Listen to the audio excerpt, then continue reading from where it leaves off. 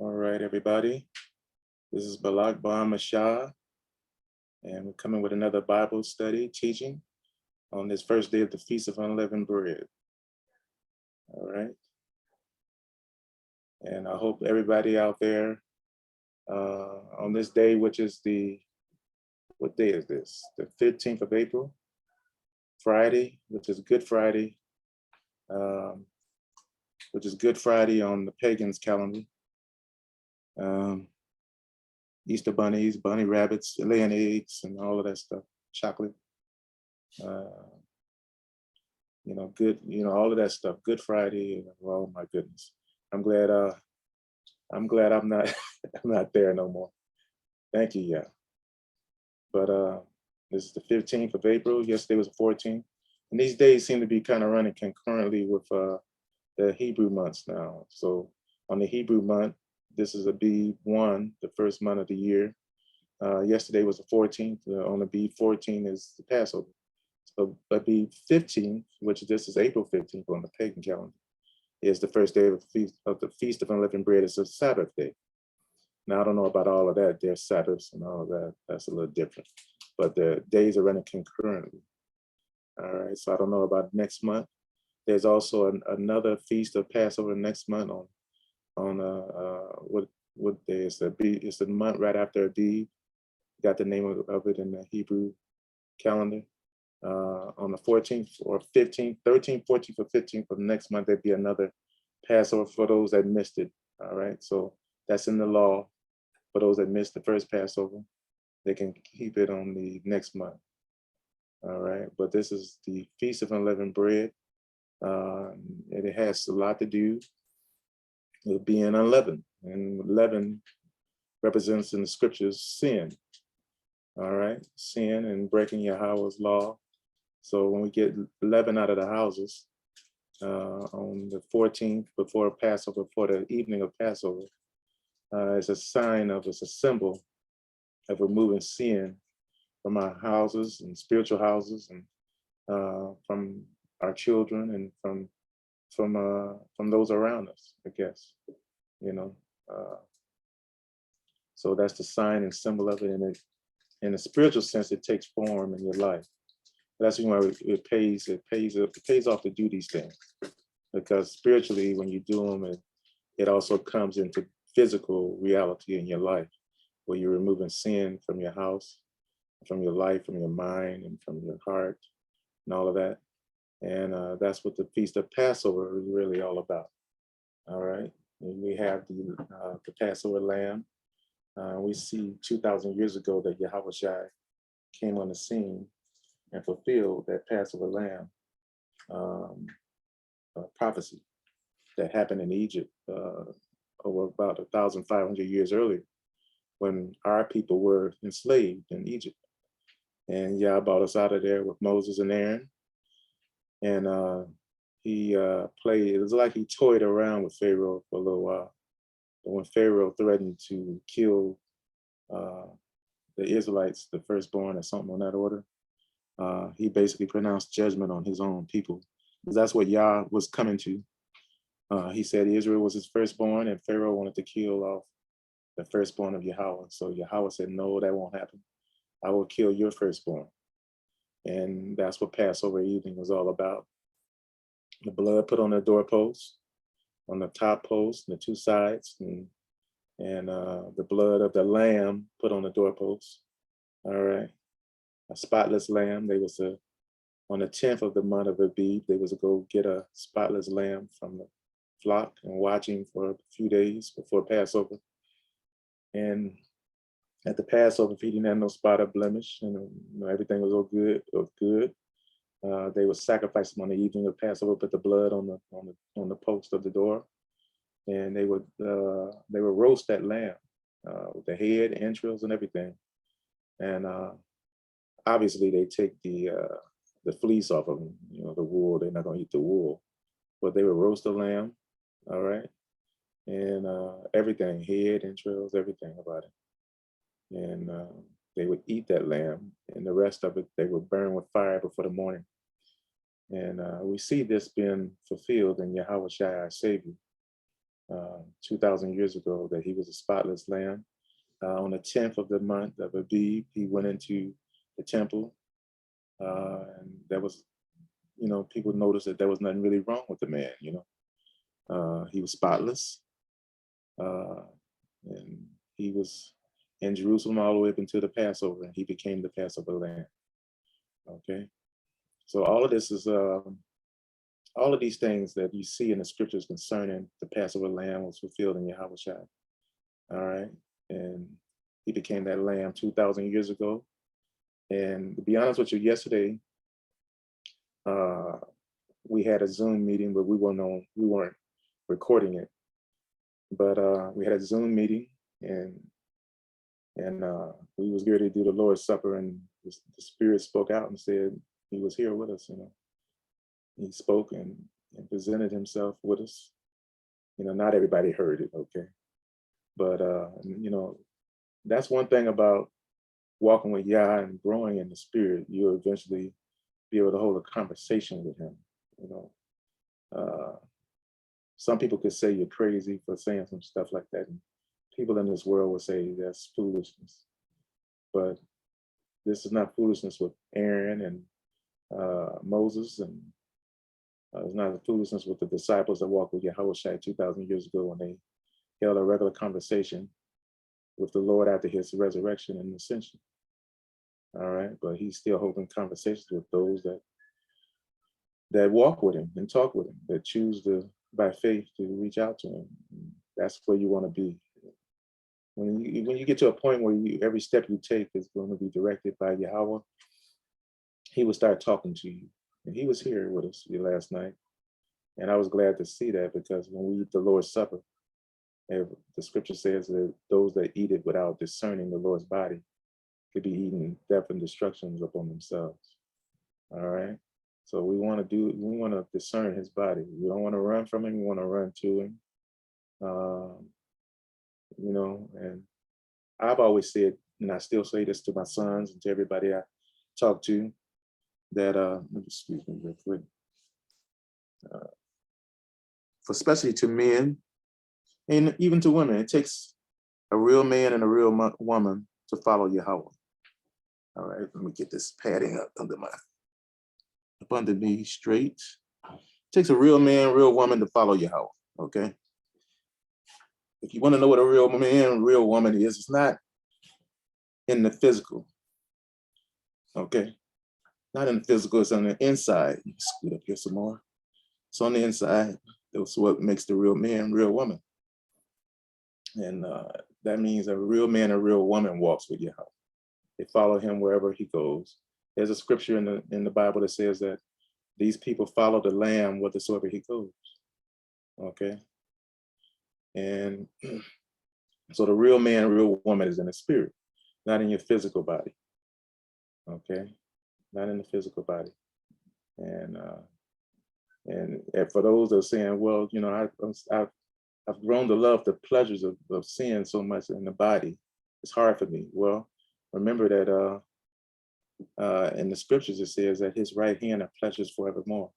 So the real true pleasures that has to do with the flesh is going to happen in the world to come, because you're going to have a sinless body if you walk with him constantly. All right. So you don't want just to ingratiate yourself in the pleasures of this world and this body that we have. It's going to die. That's the body riddled with sin. It's going to die. You want the eternal body, not to hold any pride in this physical body that's not good for us. All right. So you want to look for the pleasures of the world to come. And we better believe it. If you got a resurrected body, all right, there's going to be pleasures in that body. There's going to be food to eat, let's see, everything. If there's opposite sexes up there, there's going to be, basically, you're still going to have, like Adam had Eve, there's Adam still going to have Eve in the world to come, even though that there's no marrying or giving in marriage in the kingdom. You're still going to have male, female, and all of that. And how that goes, nobody's talking about that. But you don't just want to go to heaven just to have sex. But I think when Yah made the sexes, he meant for them to be together forever. All right. It'd be kind of foolish. Oh, no, I'm going to heaven now. Oh my goodness. All right, that's foolery right there. Okay. Let's see. What's that? How was that? Pleasures at his right hand. Let me see if I can find it. It is right. Yeah. So you want to stay away from the pleasures of the flesh as much as you can. Pleasures of sin, let's put it that way, not of the flesh. If you're married, I think somebody's trying to get on here. If you're married, that pleasure in marriage is not offensive to Yah and his Holy Spirit. All right. If you're married, the pleasures of sex and all of that, but it's outside of Yah's law, is what he don't want. Okay. That means you can't, because you can't have more than one wife. You can't go out there and test the cars out before you get them. Okay. Don't do that. That's kind of foolish. All right. To go out there and have sex with some females because you can. That's called fornication. And eventually becomes whoremongering. And the Bible says marriage is honorable and all, and the bed undefiled, but whoremongers and adulterers God will judge. All right. He even says if you look upon a married woman to lust after her in your heart, you've already committed adultery. All right. So you're you're waging wars in the spirit. Is that and the only way you can commit adultery with somebody is if that woman is married. Okay. So you don't want to do that. Let's see here.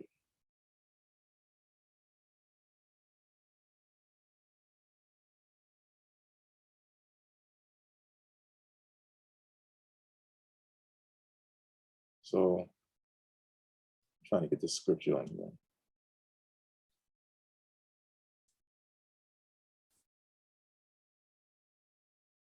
So you want to live right as you can, because I'm gonna be straight up with you. Y'all don't like that fornicating and all of that stuff. You don't like anything that's breaking his laws. So I'm not gonna sugarfoot it around here and say that it might be okay with him. All right. Let's see. I'm not gonna play around with it because I wouldn't play around with it. I don't want to mislead somebody. That Yah is gonna say, "Come on in, fornicator. You deceitful individual, you inherit the kingdom." And, he just doesn't like those type of people, because basically anybody that will commit adultery with somebody else's wife, even though there's temptations to do it, is basically deceitful. They wouldn't want nobody doing that to their wife or lusting on their wife, all right? But they can do it to somebody else's wife, all right? See, that's kind of deceitful. And there's lots of demons that can use that person. So you don't want to do that, exactly. Likewise, females, that all they want to do is sleep with some girl's man to prove that they are better than them. It's the same situation. So, okay, let's see this. Psalms 16:11. Right, as I got started talking about the females that do stuff like that, we got to the scriptures. All right, Psalms 16:11. That sounds like the King James Version. 16:11 version. Let's see. Thou wilt show me the path of life. In thy presence is fullness of joy. At thy right hand there are pleasures forevermore. All right. So if you love pleasure, you would rather give up the pleasures of this world and get the pleasures of the one that's coming. And only fools would think that pleasures of sin are better than the pleasures of the world to come. All right. And I've had temptations of foolishness like that too, to think that the pleasures of sin are better than the pleasures of the righteous. Right here, that word is na'im, delightful. Literal, figuratively, pleasant. Look at this word. Pleasure, sweet. All right, sweet. Sweet. The pleasures of the world to come are sweet. All right.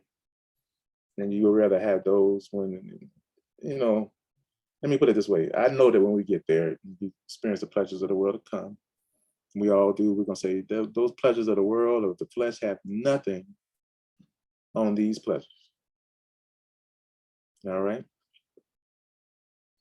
Now, if you have to experience the pleasures of the world to come to believe it, or you're from Missouri, okay, then stick around and keep doing what you're doing, and we'll see.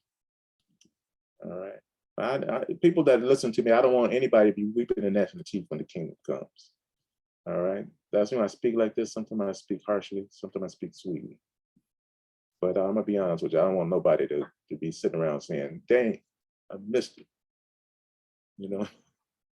I thought this, or you thought wrong. But you're dealing with eternity. You don't want to think wrong about eternity. You want to study that. All right. You want to, because it has something to do with your life, your existence, your person. So these things are serious. All right.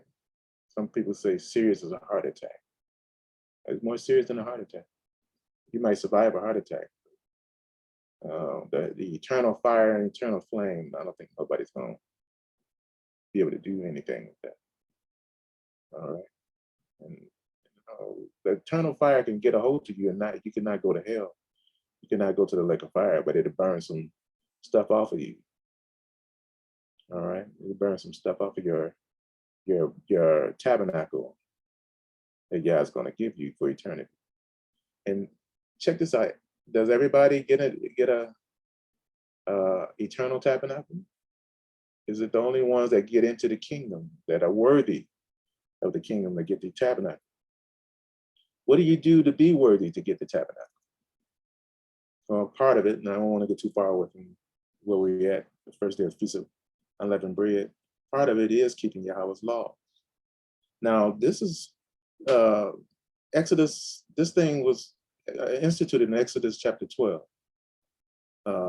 Passover, Feast of Unleavened Bread, which we're on the first day of it right now. This is part of getting into the kingdom when you do these things.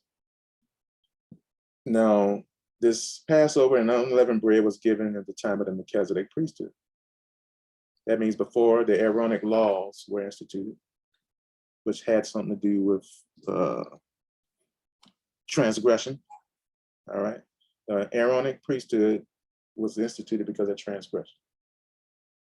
The transgression with the golden calf, where Israel committed adultery, spiritual adultery against Yahweh. But Passover was done at a time before the Aaronic priesthood, the Aaronic covenant, the Aaronic laws. All right. That means that is under the Melchizedek, the king priesthood, as well as the covenant between Abraham, Isaac, and Jacob with Yahweh was done under the Melchizedek priesthood.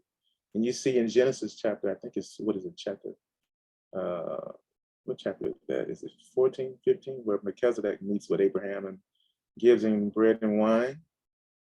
And let's go there real quick. No, I better not. He meets with Melchizedek and gives him bread, and Melchizedek gives him bread and wine, and Abraham gives him a tithe, a tenth of all. All right. So you can see that under the Melchizedek priesthood, that's where you see tithes and offerings take place first.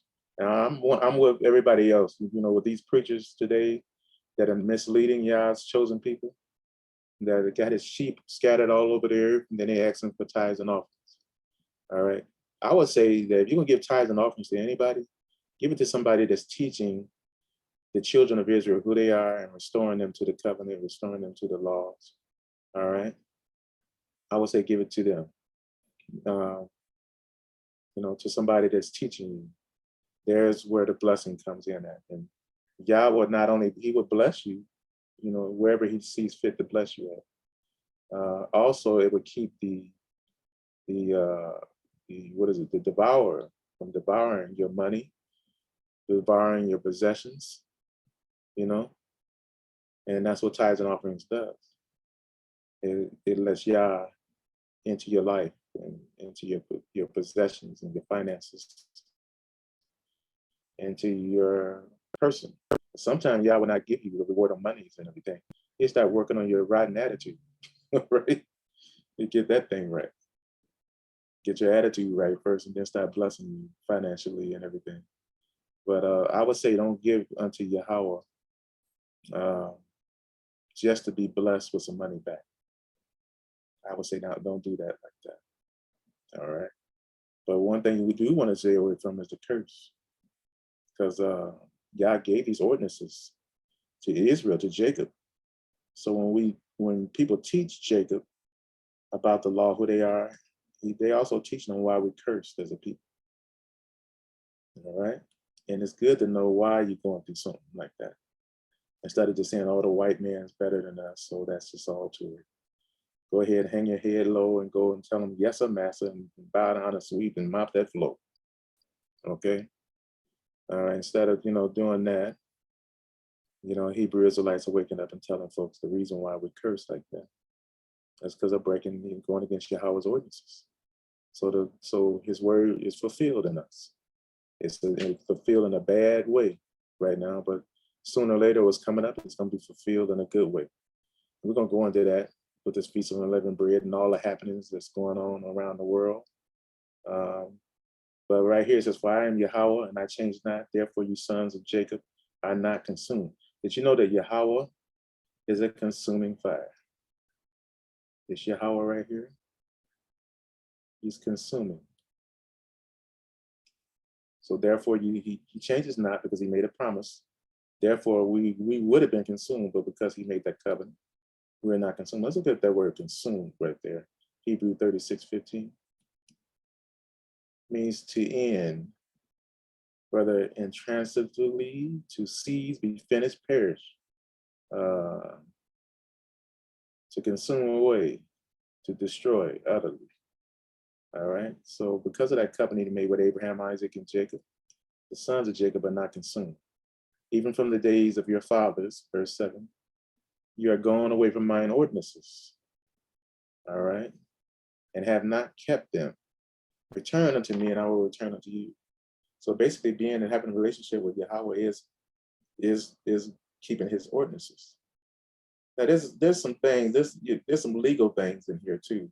We'll talk about it later, or I might say something right now. That when Yahweh Shai died on the cross 2,000 years ago, that changed some of the ordinances. All right, for those that believe in him.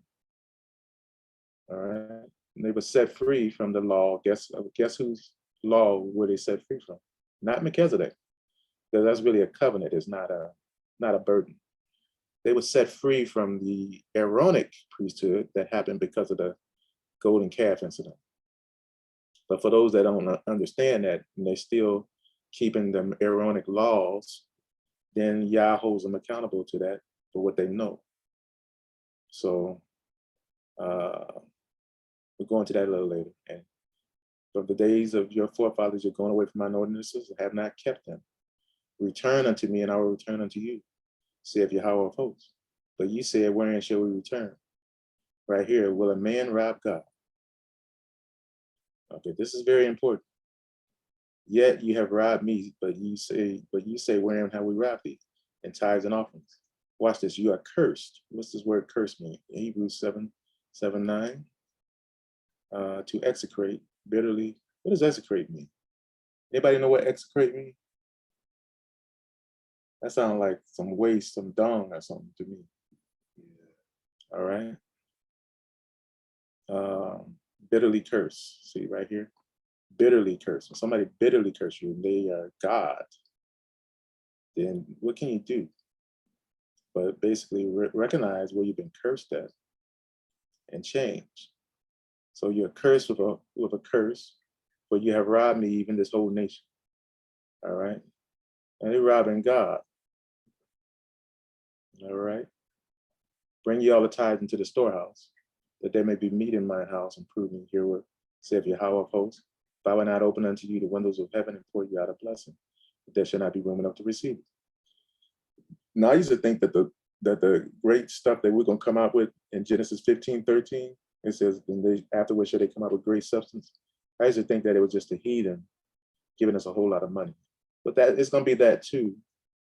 All right. But the reason why we come out with great substance is because we find, guess who? We find Yahweh Elohim. All right. This is a teaching that a lot of Hebrew Israelites are still coming to about Yahweh Elohim. All right. Some of them haven't got there yet. But Yahweh Elohim, Yahweh Shai Mashiach finds us. And what happens after he finds us, he leads us to find Yahweh Elohim. And usually this thing is going to be, it's going to be something else, because right at the time he senses Israel's ready to find, ready to receive their God again, he sends him. So this Yahweh Elohim, this manifestation, will be in the world in the latter days. And it's in the world right now. You want to know why I say that? And this is where we were just talking about, we're going to go into some of the current events. Because look at Russia over there aggressing. Look, they threatened today United States of America with unexpected results by helping Ukraine. All right. Now the word says, and I'm going to go to it in a minute. The word says, when you see all of these things begin to come to pass, what things? Well, one of the things is that Agag, or Gog, which is the same thing as Agag, the king of Amalek, all right, this Russian king, one of the things he would start aggressing to cause that image with the, the gold head, the chest of silver, to cause that image to stand up in the latter days. It has the miry clay and the iron mixed together at the feet, the 10 toes. All of that represents something. All right, he's starting to try to get that going. Yahweh said, when you see these things begin to come to pass, then lift up your head. Look up, he says, look up, lift up your heads, know that your redemption draweth nigh. All right, that means the one that redeems Israel, all right, is Yahweh Elohim. It's that angel. I call him the angel a lot, but he does many things he's called in the scriptures. One of them is Yahweh Elohim, which is the angel, the Messianic king. All right, he's the redeemer. Now he gets redeemed by the blood of Yahweh Shai. He becomes the Messiah in the latter days. So when it says that the one that comes after 60 and 2 weeks should be cut off, but not for himself, that Messiah is cut off for this Messiah is coming in this latter day right here. So that Messiah that comes in the latter day takes on the body. His reward, his bodily reward is Yahweh Shai's body. And we can go into that. There's a lot of stuff in there, because it looks like, really, to be honest with you, it looks like when you study the scriptures that the angel in the latter day and Yahweh Shai is the same person. All right. So that's the reason why Yahweh Shai basically talks about the Son of Man. He says, when the Son of Man comes, why don't he just say, when I come back? But he says, when the Son of Man comes. So he's like speaking in the second person or third person or something, another person instead of first person. If the Son of Man is him, why doesn't he just say most of the time, when I come back and I'm going to do this, I'm going to sit up on the throne of my glory. All right. So there's something going on there. All right. And it's very deep. And it's meant for, some of those are meant for studies, particularly by themselves, and some of we've already touched on. But he said this whole nation was cursed with a curse. All right. But that's part of the reason why we're in captivity. So part of the reason why we come up with great substance, guess what? Because we seek out Yahweh Elohim. And guess what we do? Just like Abraham gave tithes unto Melchizedek, we start tithing unto this man. Who is this man that's going to be tithed to like that? He's the one that dwelt in the temple in the Holy of Holies in ancient times. So when they made the temple, they made it for Yahweh, but Yahweh basically calls him to build it for his name, where his name would dwell in it. So what does that mean? My name would dwell in it. Then his name is the angel. So his name is a particular manifestation. All right. And it's an angel of Yahweh, Yahweh Elohim. So he would dwell in the Holy of Holies. And if a priest went in there during the Day of Atonement, it was not right, and he saw that angel and that didn't have enough incense burning to keep him from looking him straight in the eye, they might have to pull him out of there with a rope because he would be dead. All right. So this angel dwelt in the Holy of Holies. This angel's going also was between the Ark of the Covenant. He had something to do with that ark. Okay. This angel is the same one will also be the Ark of the Covenant in the latter days. So we're setting up right now. He's setting up right now. Yah's setting it up. This angel is going to be the covenant. That means he will be the Ark of the Covenant. We won't probably need a box like that anymore with manna and Aaron's rod that budded. We won't need that anymore. All right. So this angel is who we're supposed to be a tithing to.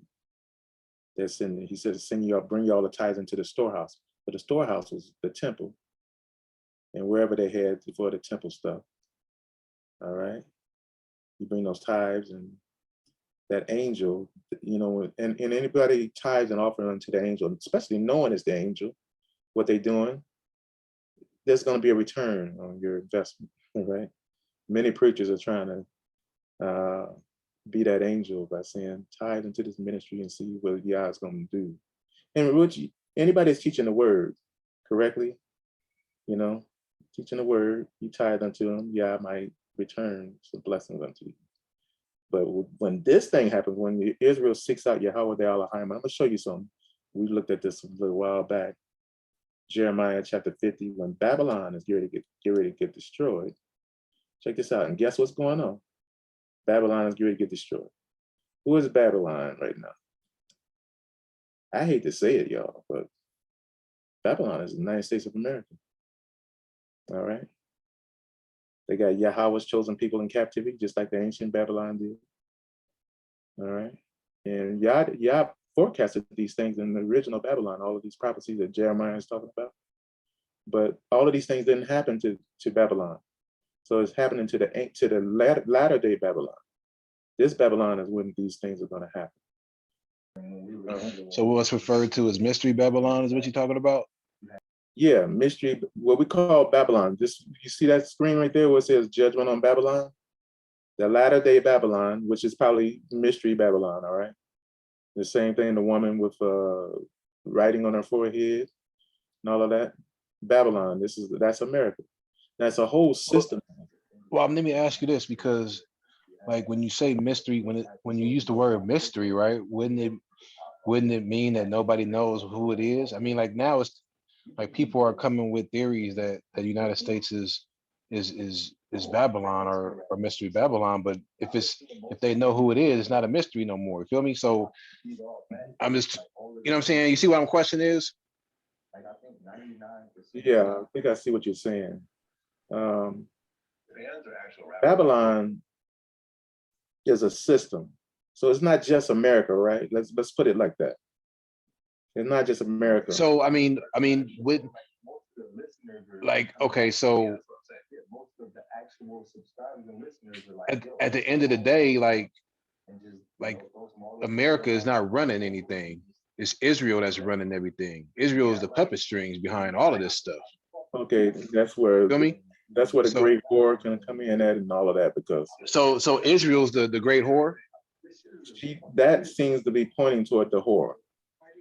So okay, so when the great whore is riding on the beast is America. The beast with 7 heads and 10 horns. All right, seems to be what's going on over there right now. It's the old ancient Roman Empire. All right, and it's starting to kick up some dust right now with Putin. You know, Putin is from Putin and them are from the original Romans, right? Right, but Israel doesn't use Russia to do their bidding. They use America to do their bidding. Right. So it's a system. So wouldn't, that's why I'm asking, wouldn't wouldn't the beast be America? And you saying the great whore is Israel, right? Well, yeah. So my question is, how can America is America the beast and Mystery Babylon? America's coming out of Rome. Don't get me wrong. America's coming out of Rome. But the thing about America, America's an extension of Rome. All right. And what you see right here, I'm going to read this right quick and I'm going to show you that America's. Well, right. Well, hold on before you. Yeah, well, you're right. So you got America, you got France, you got the UK. You know what I'm saying? Those.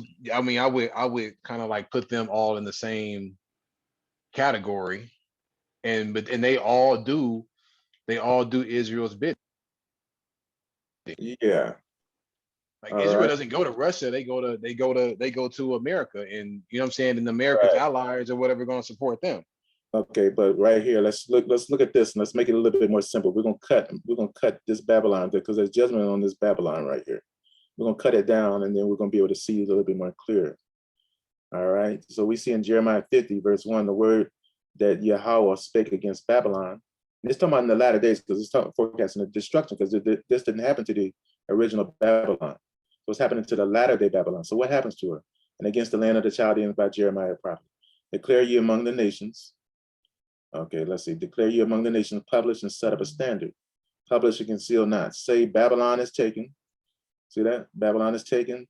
Baal is confounded. Merodach is broken in pieces. Her idols are confounded. Her images are broken in pieces. For out of the north there shall come up a nation against her, which shall make her land desolate. See that?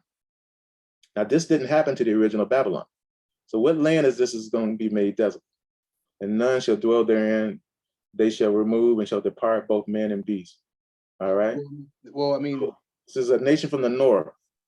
All right. I don't think it's North Canada. This nation from the north is probably coming from the north of Israel. All right.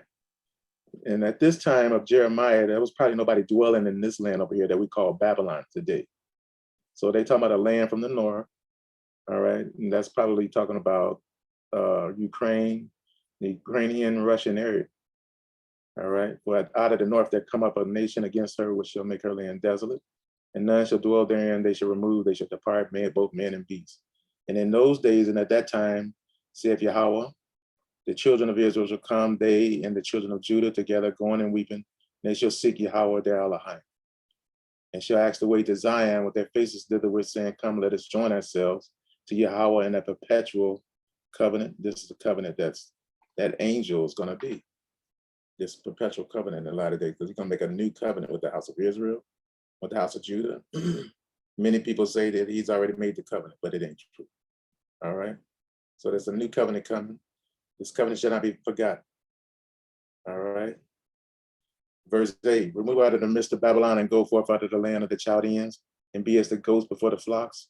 Below I will raise up and raise and cause to come up against Babylon, an assembly of great nations from the north country, from the north of Israel, right?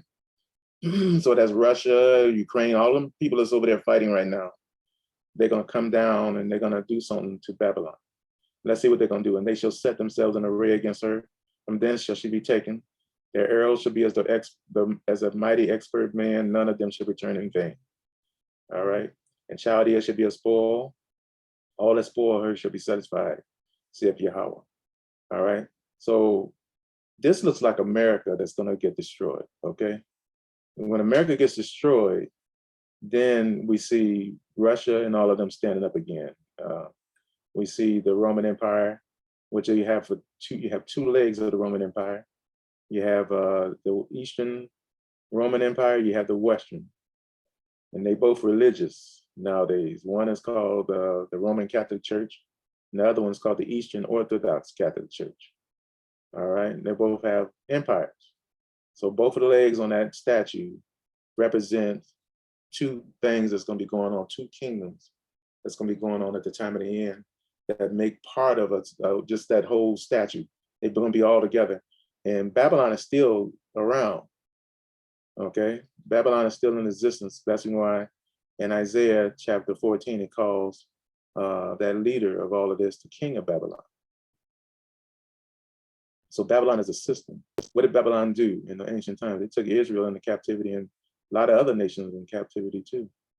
But the major nation they took in captivity was Israel. All right. Now, the great whore, I'm going to be honest with you, it looks like Israel to me because she's supposed to be a faithful woman, right? Supposed to be a faithful woman to Yahweh. That's Israel, whoever they are over there. And then they become a whore. Okay. So I don't see Babylon being exactly the whore, but I do see a system that's connected with Babylon that basically is supposed to be faithful to Yahweh, being the great whore. I hope that I'm trying to make it as simple as possible, but it looks like right here, America, this Babylon called America, all right, will be destroyed by those nations over there that basically were a part of the original Roman Empire. Okay. And it's complex, but it looks like these swords or these arrows look like what is called nuclear missiles. Okay. And this Babylon that they're destroying has Israel in it. Has a lot of, what is it? Judah and Israel. Let's see, let's go back to it.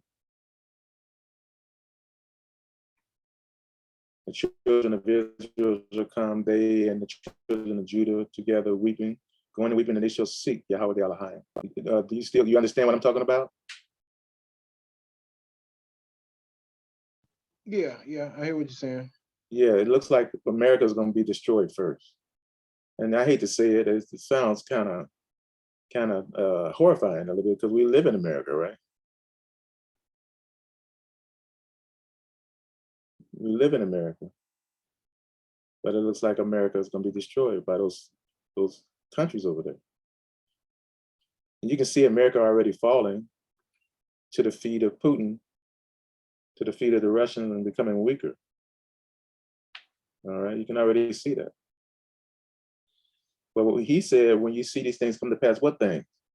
When you see Russia, Gog, the king of the north, start to move, and that's what Russia is, that king of Gog, king of Russia, is Gog. He's the king of the north in the book of Daniel. But the major thing, I want to go back to what we were just talking about. All right. And at that time, and in those days, and at that time when he's going to destroy Babylon, all right, it's in verse 4, it says, the children of Israel shall come, they and the children of Judah together, going and weeping, and they should go and seek, guess who? So that means Yahweh has already sent this person right here. And he's going to be right on time. All right. So he's going to be right on time. So the reason why you see these things starting to happen, those scriptures being fulfilled over there in Russia, Ukraine, is because this guy is on the scene right here. So they're not really, Putin is not really trying to just get Ukraine. He's going to get it. The reason why he wants to get Ukraine, because he wants to get all of those nations over there so he can come in war with this fella right here. That's his whole goal. And in the end, you see him coming down up on the mountains of Israel. All right. And Ezekiel 30, let's see, Ezekiel 38.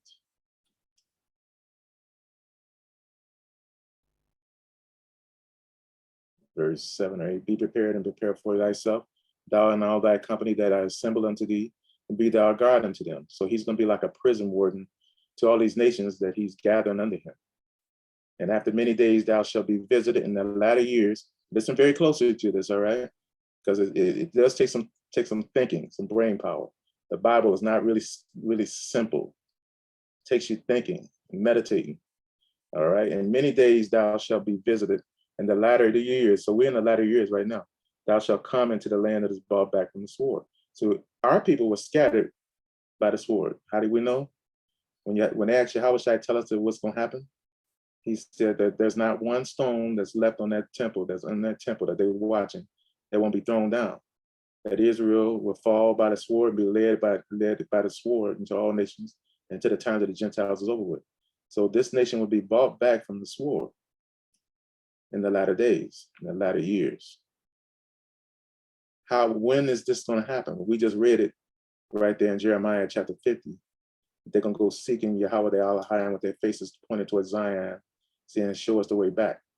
So the whole point I was making is that when we was talking about tithing and offering in the temple and to that Yahweh Elohim, to that angel, it's going to cause this thing to happen. All right? That's what's going to cause this thing really to happen. Because they're going to find Yahweh the Elohim. And guess what they're going to do? They're going to start supporting him like they should have did in the first place. Now, I did a video not too long ago, and I'm still talking about this. What's the greatest commandment in the Bible? It's, hear, O Israel, Yahweh Elohim is one Yahweh. Thou shalt love him with all your heart, soul, mind, and strength. It's just that most people, because of the doctrines that's been taught, all right, they, by the Gentiles, they don't want this Yahweh Elohim on the earth.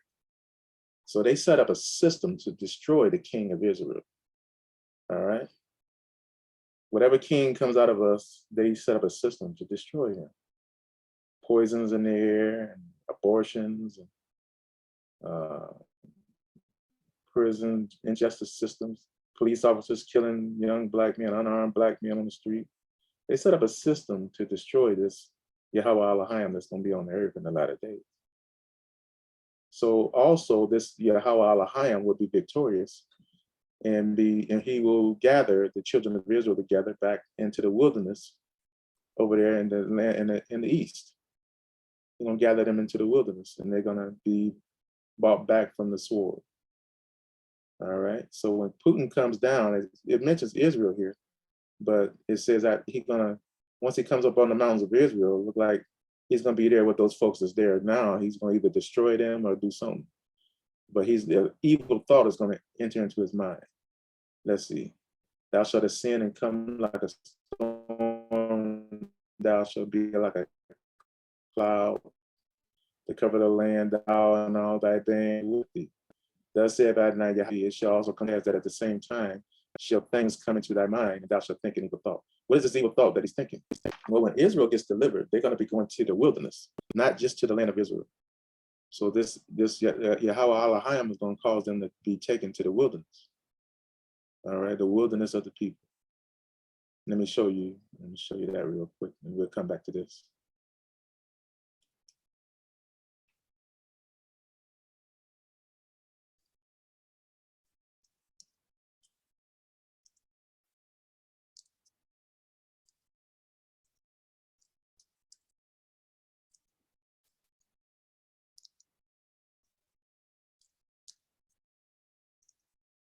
I hope I got it. Yeah, I think we got it. All right, so when Israel came out of Egypt, they went into the wilderness, called the wilderness of the people. Let me go down here to Ezekiel.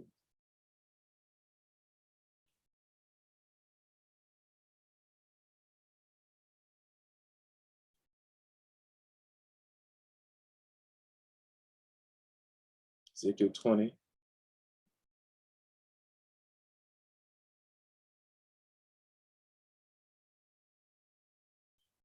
As I live, saith Ezekiel 20:33. As I live, saith Adonai Yahweh, surely with a mighty hand and with a stretched out arm and with fury poured out will I rule over you. So he's going to bring out the people again powerfully like he did, similar, probably greater than what he did when we were in Egypt. And I will bring you out from the people and gather you out of the countries wherein you are scattered, with a mighty hand and with a stretched out arm and with fury poured out. And I will bring you into the wilderness of the people. That's the same wilderness or similar wilderness that they were living in for 40 years after Moses brought them out of Egypt. I bring you into the wilderness of the people, and there will I plead with you face to face. Why is he pleading with Israel face to face? Because of their sins, because of their hard-headedness.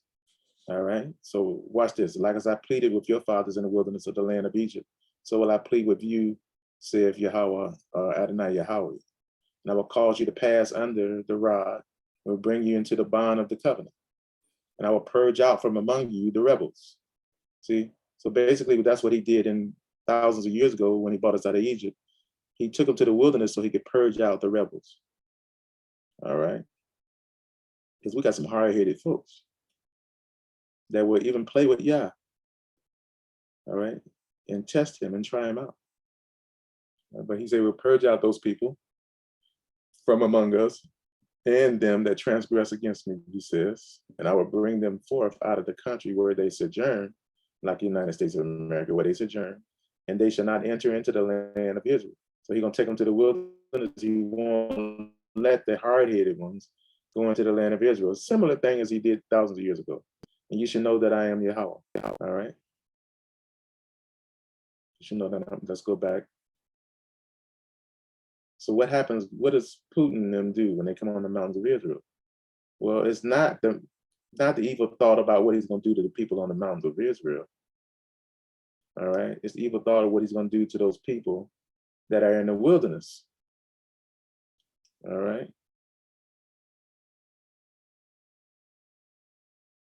Let's see. The verse 10, 38, Ezekiel 38, verse 10. Thus saith Adonai Yahweh, it shall come to pass that at the same time shall things come into thy mind, and thou shalt think an evil thought. What evil thought is going into his mind? And thou shalt say, I will go up to the land of unwalled villages. The key to this is unwalled. The land of Israel over there right now got walled villages and everything. So what unwalled villages would he go to? He's going to go to the people in the wilderness. He's thinking about going to take them out. See that? Unwalled villages in the wilderness. And I will go to them that are at rest, that dwell safely. All of them dwelling without walls, and having neither bars nor gates. They take a spoil and take a prey. Because remember, they come out with great substance. Why? Because of the tithing and offering unto that angel. Take care of that angel, that Yahweh there Elohim. To take a spoil and to take a prey and to turn thine hand upon the desolate places that are now inhabited, and upon the people that are gathered out of nations, which have gotten cattle, goods that dwell in the midst of the land. All right. So he's going to turn to them to go and take a spoil out of them, out of the original Israelites that are there in the Yah is basically pleading with. Sheba and Dedan and the merchants of Tarshish, with all the young lions thereof, shall say unto thee, art thou come to take a spoil? See, so not only is Israel going to be tithing and offering unto this angel, to this person that's going to be on the earth, but Sheba, Dedan, and the merchants of Tarshish.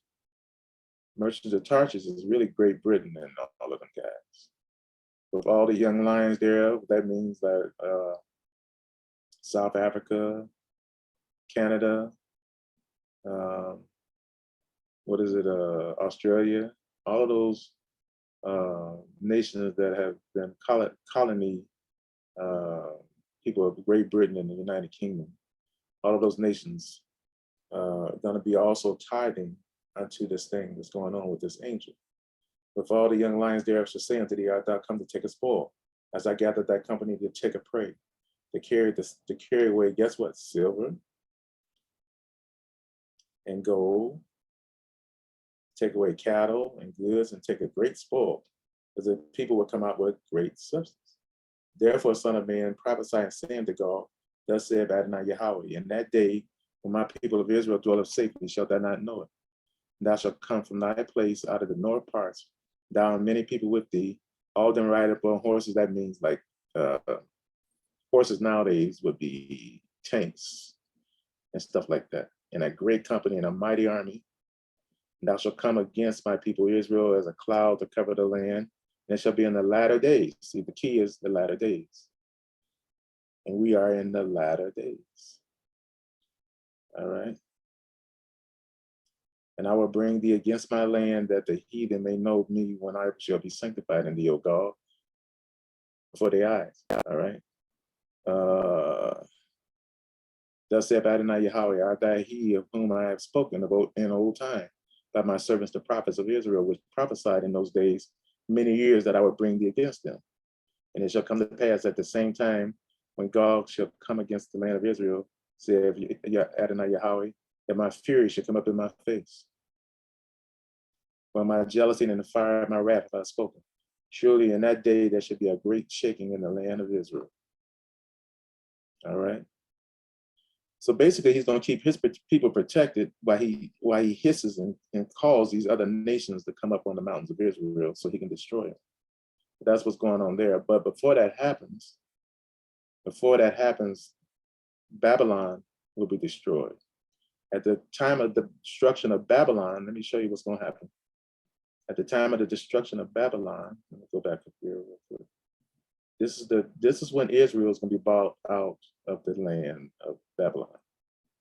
So he's going to destroy Babylon, but before he destroys Babylon, he's going to bring his people out. And he's taking all of us out, right? He's going to bring us all out of Babylon, not just some.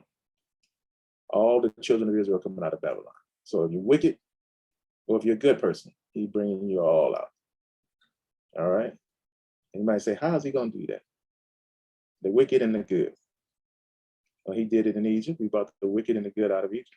But he's going to do it again on this Egypt. All right? But when he gets them all out into the wilderness, he's going to purge out the ones that are wicked. He's going to do it his own self. He's going to kill the wicked ones his own self. All right? All right. So what happens here? Declare ye among the nations and publish and set up a standard, publish and seal not. Say Babylon is taken. Baal, what is this Baal? It's Baal. So what happened here? How did Baal fall? So basically Baal, or Baal, this God, is one ruling, this spirit is ruling these nations, Babylon especially. All right. And it makes sense that when you pick up the Bible and it calls Yahweh, which is the word for Baal, Lord is really the word for Baal. All right. You see that in the Bible all over the world? Then this Baal, this angelic spirit, this demonic spirit that's ruling the nation using Babylon. So Baal is taken. So how did Baal, this false god, get taken? So all of these things not in there just be playing around, just be filling up the page with letters and words. Baal is confounded. Let's look at this word, confounded. All right, let's look at this up. To be ashamed. Baal is ashamed. So the spirit that's ruling the nations with false religion, and use this Christianity to use the word, the Christian Bible, the word Lord is in there, which really means Baal. Confused. So Baal is confused. So that means not only is Baal ashamed and confused, the people that worship this false religion that they call Christianity, but basically is Baal that they're worshiping, will be ashamed and confused. Guess what? Disappointed. Why? They're waiting on the rapture of the church. So Jesus to come back and rapture them out of here after they've done all that wicked stuff, after they done maliciously killed and oppressed and enslaved his people. They will be disappointed. All right. So that's Baal, that's disappointing. So it's basically not only the angel, it's that the demon is the people of Baal. Merodach is broken in pieces. What is Merodach? Let's just take a quick look at this. So all of these are false gods that Babylon worship, that are also still ruling and reigning over Babylon we live in today. All right, Merodach, a Babylonian, is still a Babylonian idol. Merodach is broken in pieces. All right, broken in pieces. Her idols are confounded. Her images are broken in pieces.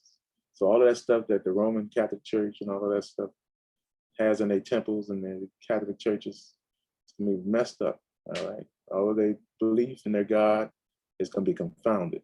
Why? All right. It says, for out of the north there cometh a nation against her, which shall make her land desolate. So we can look at the nation, it says out of the north, that means in the area of the great north, the far north of Israel, which is Russia, Russia and all those places. So what we're looking at right now in the news, when we see Russia's, what is it? One of her ships got sank just yesterday, and Russia's promising to punish America for helping Ukraine out with weapons. All right, and I just saw that on the news today. All right, which basically is telling you that these days are drawing close. All right. In verse 4 it says, in those days and at that time, saith Yahweh, the children of Israel shall come, they and the children of Judah together, going and weeping. See, they should go and seek, yes, who? Yahweh their Elohim. So why is Baal falling? All of a sudden, it's because of this Yahweh right here. That word Lord is Baal. So we basically say the real name instead of that. All right. So basically, that's Yahweh. So this guy Yahweh Elohim is going to be the one that puts Baal to shame. Okay. They're going to seek Yahweh the Elohim. Now, you know, most Hebrews in America, a lot of families are believers in Jesus. And if they haven't sought Yahweh the Elohim yet, if that's Jesus, then we don't know what this is talking about. All right. It's talking about something else. This is going to happen in the latter days. All right. It's Yahweh the Elohim that takes them back to Zion, takes them back to the wilderness. It's Yahweh the Elohim that brought them out of Egypt in the first place. Yahweh the Elohim brought them out of Egypt. So who is Yahweh the Elohim? So he is the angel of the Lord. But he's more than just an angel because he was not created. He's something very supernatural. But he will come and dwell among his people in the latter day. Okay? And he'll be on the earth. He'll be on the earth already set to go when this happens. So what many people call the rapture of the church. Okay? What they call the rapture of the church, this is what's going to happen. Yeah, the people that Yah is really rapturing, all right, I hate to say it because I know some people really want to believe that Yah is coming for them, and he's not. The people that Yah is really rapturing are these people here, the children of Israel, children of Judah. Okay? People he's rapturing, he's rapturing them to take them to the wilderness of the people. That means this time it's going to be a greater miracle than the Red Sea opening. They're going to be literally teleported out of this place into the wilderness over there. And what's really something is that it looks like if they're teleported, it's like they're going to come out with all of their possessions, possessions, and all of that stuff going to be with them. All right. So that's what it looks like here. So they're going to be in the wilderness with great substance. All right. Now, as we go back here, I hope that ain't too hard. But the thing you want to look at is what's happening with you? What's happening with your people? That's the major thing y'all is looking at right here. So Babylon is a place in the latter days, just like in the former days, where Yah used the place to hold Israel in captivity because of their sins.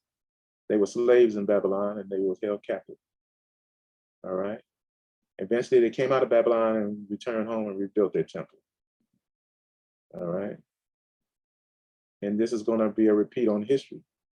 Eventually Israel comes out of Babylon, all right, and goes back into the land and is regathered and goes back into the land and rebuilds their temple. So it happens again. But before all of these things happen, while all of these things are happening, where Yah is blessing Israel, he's going to be judging the nations. All right. He's going to be judging the nations. Okay. Now, a lot of people don't believe in this, what we were just at. You're cursed with a curse, this whole nation. I'm going to make sure we get this down packed, but we don't avoid this issue. But I believe in preaching against curses and all of that. That's keeping our people bound. All right. You don't believe in this right here about being cursed with a curse, this whole nation of ours, because they have rejected tithing and offering unto Yahweh and Yahweh Elohim. All right. Robbing God. If you don't believe it, you're part of the problem.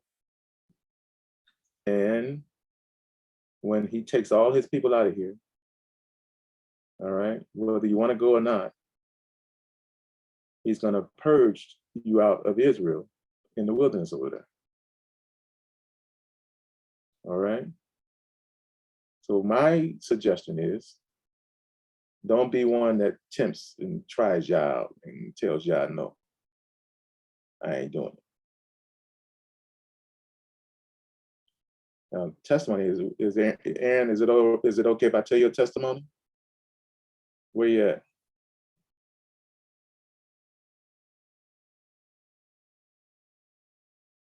Are you there, Aaron?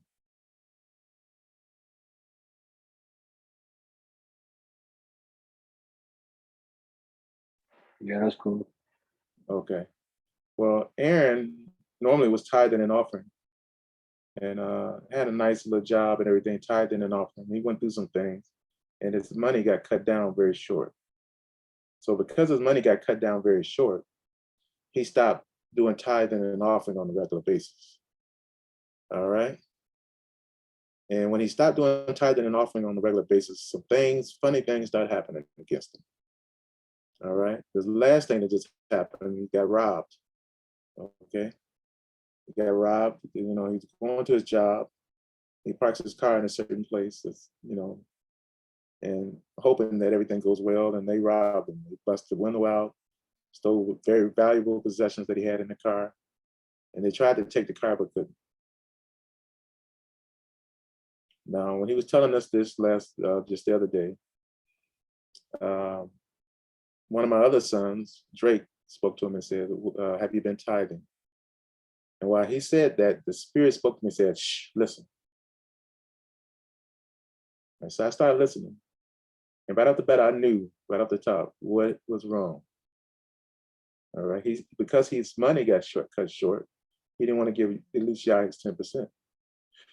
What he learned the other day was that no matter how short your money gets, you give Yah a tenth of your income. Otherwise, guess what you're doing? I know Creflo and all of them will say the same thing. And they are right to a certain degree.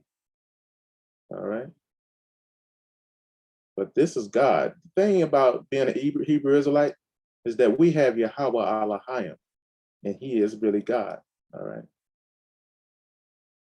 When this man shows up, who is really God, who basically manifests in the flesh, all right, you tithe, you do your tithes and offerings unto him, okay? And it's really Yah that told me to do this, all right? Yah told me to do this and said he wanted me to shepherd, and I said, I thought I was already shepherding. And he told me, he hinted around to it, to where I caught on to it, where basically when you have a shepherd, a sheep and shepherd, the shepherd watches over the sheep, and he gets a certain amount of reward for protecting the sheep spiritually or physically, well, all of that, from the wool and all of that stuff. He gets reward. All right. This was going to happen in a lot of days. Israel is still sheep to Yahweh. If you don't want to be sheep, guess what? You will get purged out. He won't have you with his other sheep. Okay. But he says, will a man rob Elohim? Yet you have robbed me. But you say, wherein have we robbed thee? In tithes and offerings. You are cursed with a curse. All right. That's where cursed here means bitterly cursed. Let's look at the other word. You're cursed with a curse. H3994. An execration curse. All right. For you have robbed me, even this whole nation. So why do you think Israel might be believers in Yahweh Shai and still be in captivity? All right. For one thing, Israel is one of the most tithing nations on the face of the earth, people on the face of the earth. All of these white people, these white televangelists, most of them got rich off of Black people tithing to their ministries. Believe it or not. So it does matter who you tithe to. If you're tithing to this Yahweh Elohim, you're tithing to the right one. Israel is not to tithe unto Caesar Borgias, Baal, Merodach. We've been tithing unto those false gods, those false teachers. But when you see the real one show up on the scene, and you be faithful unto Elohim and giving, what is it, a tenth of your income, no matter what it is, even if it's $10, give $1. This is part of your faith. All right. And otherwise, you're part of the problem. And individually, you will be cursed with a curse. And what happened with Aaron, he was cursed with a curse. Let's go on down here. Bring ye all the tithe into the storehouse, that they may be meat in mine house. And prove me now herewith, saith Yahweh of hosts, if I will not open unto you the windows of heaven, and pour you out a blessing that there should not be room enough to receive it. Now, this is key right here. Pouring out, opening up the windows of heaven right here. Open up to you the windows of heaven and pour you out a blessing that there shall not be room enough to receive it. All right. And this little part right here in verse 11. Now I rebuke the devourer for your sakes. All right. The devourer that's coming up on your land, whether it's man, beast, grasshoppers, whatever. All right. That's coming up to devour the fruits of your ground, your income, your possessions, your gold, silver, whatever it is. He will rebuke that devourer. Obviously, with Aaron, the devourer got a hold to him because guess what? Aaron knew better to basically be paying tithe even off of a little bit. And the devourer was eating up through robbery and robbed him. All right. And he said he won't rebuke the devourer if you don't tithe. So you'll be cursed with this devourer right here. And then there's many ways this devourer can get to you. It don't have to be just a robbery. All right. He will devour. Let's look at the word H398. I call to eat. Eat all. Eat at all. Burn up. Consume. Devour. I mean, someone else will be devouring your stuff. All right. You'll put your money in your pocket and it have holes in it. Stuff like that will be going on. Now rebuke the devourer for your sakes, and he shall not destroy the fruits of your ground. So how is Israel delivered in the latter days? And that's the reason why it has something to do with the Yahweh Elohim. All right. Now watch this. Remember, he said you're going to open up the windows of heaven. All right. Watch this.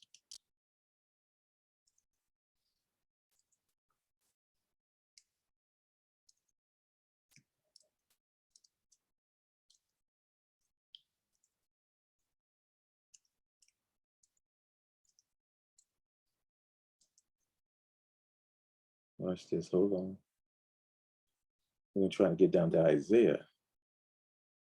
No, it's not there. Let's see. I'm going to have to go this way.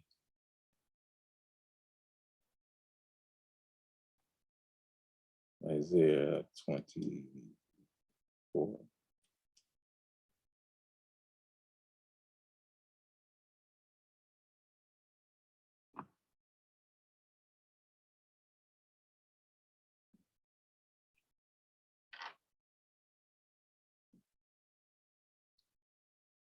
And Isaiah 24 is talking about the judgment day, all right, which is on its way, very close to us.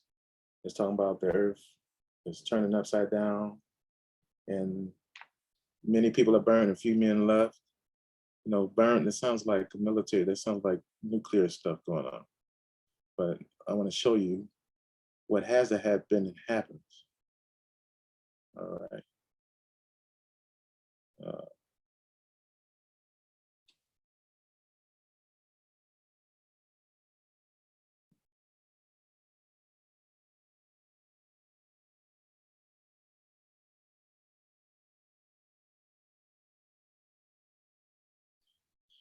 All right, fear in the pit and the snare upon the inhabitant of the earth. This is Isaiah 24:17. And it shall come to pass that he who fleeth from the noise of the fear shall fall into the pit. He that cometh out of the midst of the pit shall be taken in the snare. For the windows, look at this. For the windows from on high are open. Now, what did we just read? Let me see. Let me try to highlight this so I can go back to it really easy. For the windows from on high, and he said that if you give all the tithe into the storehouse, he will open up the windows of heaven and pour you out a blessing. Right? So what happens when Israel does this? He opens up the windows from on high. All right. And he pours out Israel a blessing. They don't have room enough to receive it. So what does he do? Since they don't have room enough to receive it, he takes them out of Babylon where they don't have enough room to receive it and takes them to the wilderness and prepares the Holy Land to put them back in there to receive that blessing. All right. Y'all hear that? Hear that, Jerron?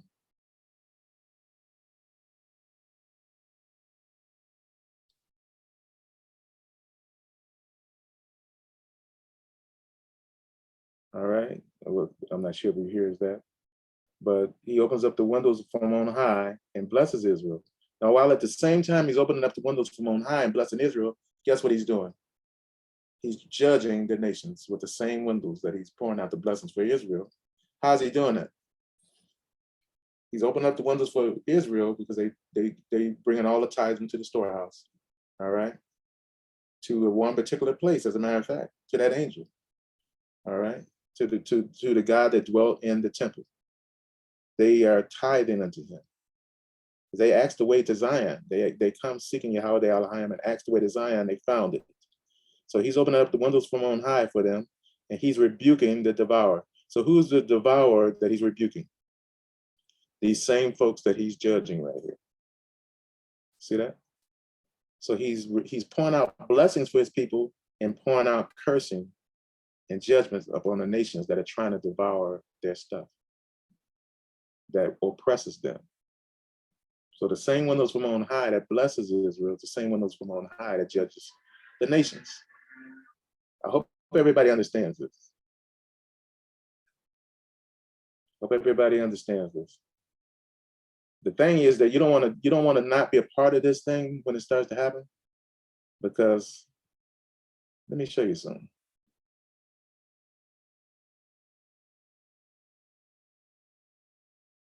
Come back to that in a second or two. When this thing happens, he says he comes quickly.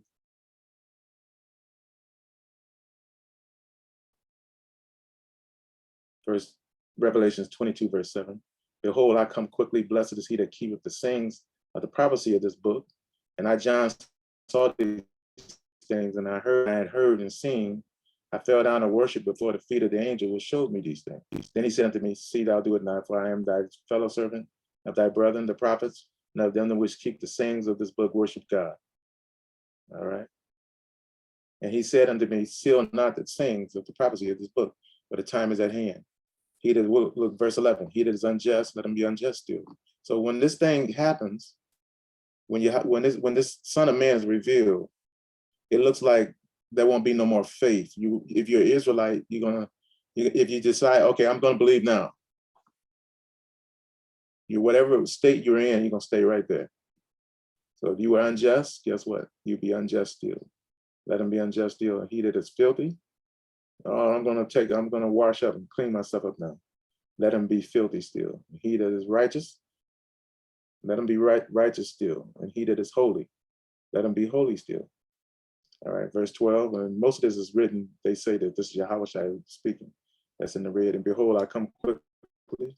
My word is with me to give every man according to his work shall be. I'm an Alpha and Omega, the beginning and the end, and the first and the last. Blessed are they that do his commandments, that they may have right to the tree of life, and may enter in through the gates into the city. All right, so I don't want to go too far much more on that. All right, but the whole thing, how is they going to seek? How is Israel going to seek? Yeah, because remember, he told them they're cursed with a curse. All right, how they curse with a curse? Because of tithes and offerings, even among their nations. But they're going to seek Yahweh Elohim. Verse 4, in those days, at that time saith Yahweh, the children of Israel shall come, they and the children of Judah together, going and weeping. They shall go and seek Yahweh Elohim. They shall ask the way to Zion with their faces thither, saying, come, let us join ourselves to Yahweh in a perpetual covenant that shall not be forgotten. So what do? All right. Right there, verse 6, my people have been lost sheep. Their shepherds have caused them to go astray. They have turned them away on the mountains. They have gone from mountain to hill. They have forgotten their resting place. So you don't give tithes and offerings to any shepherd. These shepherds were leading them astray. But when that Yahweh Elohim that was talking about right a few verses before, verse 4, when they come on the scene and they tithe, they send all the tithes into the storehouse. That's when Yahweh opens up the windows of heaven and pours out a blessing that they will not be able to receive. So what does he do? He takes them out of Babylon before he destroys it. Takes them out of Babylon. This is going to be called the Rapture. He snatches them out of there like a rapture of the church. And I believe that is this rapture that everybody's talking about. Let me see.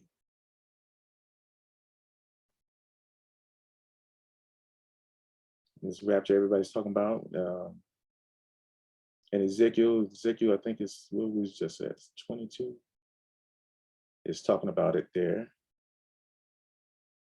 Ezekiel 20.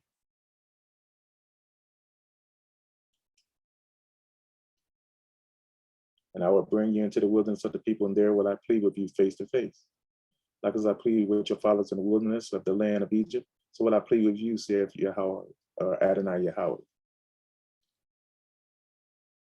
And I will bring you out from the people and gather you out of the countries wherein you were scattered with a mighty hand. So this is that rapture right here. He takes them out of the land of Babylon. All right. With a mighty hand and a stretched out arm, the fury poured out. Okay. And we see this in Thessalonians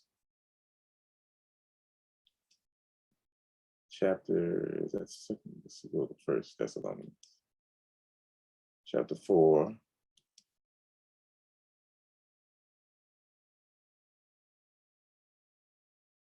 But I would not have you ignorant, my brethren, concerning them which are asleep, and you sorrow not, even as others which have no hope. But if we believe that Jesus died and rose again, even so them also which sleep in Jesus will God bring with him. All right, for this we say unto you by the word of Yahweh, that we which are alive and remain unto the coming of Yahweh shall not prevent them which are asleep. For Yahweh himself shall descend from heaven with a shout, with the voice of the archangel, with the trump of God, and the dead in Christ shall rise first. And we which are alive and remain with him, alive and remain, shall be caught up together with him in the clouds to meet Yahweh in the air, and so shall we ever be with Yahweh. Now, this might happen differently for everybody. All right. Now, those that are in the kingdom, that got the kingdom reward, obviously that's them being caught up in the clouds. Probably the ones that don't know Yahweh the way they should will be just teleported to the wilderness with their possessions and all of that stuff. So it's going to be something that's going to happen greater than when he opened up the Red Sea. Okay, what can be greater than when he opened up the Red Sea? But it looks like these people right here that are caught up to meet Yahweh in the air are the ones that definitely are the ones that entered into his kingdom.